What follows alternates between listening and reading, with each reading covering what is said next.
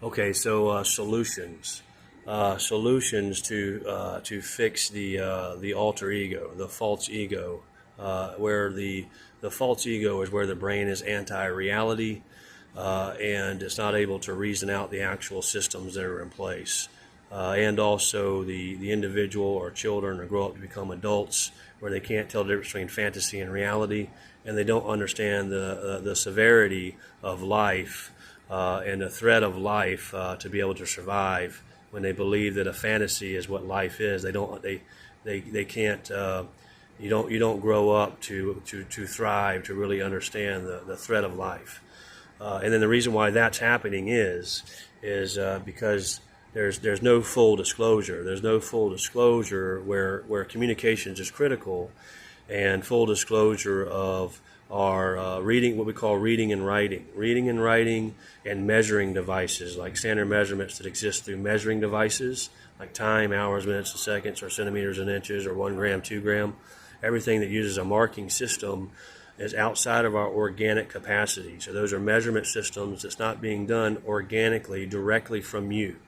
It's being done through a measuring device, through a marking system that's outside of your organic capacity.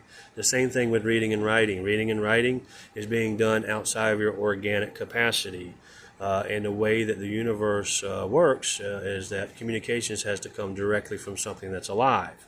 So if we're going to use communications that's not alive, then full disclosure needs to be given to children whenever it's being taught that that's communications that's not alive versus communications which is alive, where even if I did sign language, I'm still alive. It's just directly for something that's alive.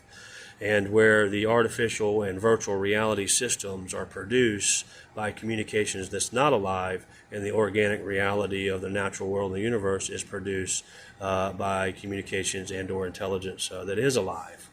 And then for to understand the natural world, to understand that the natural world is predator and prey, to understand the dangers and the threat of the natural world is also critical to understand the severity of life, but then to understand the path of God, where the path of God is to understand that threat of predator and prey, but we're not predator and prey to ourselves, and we build sustainable systems accordingly to that, and we grow correctly with the universe, and without any conscious development problems, psychological problems, invasive mentality, or war, where war is forced contention, which is based upon forced deception.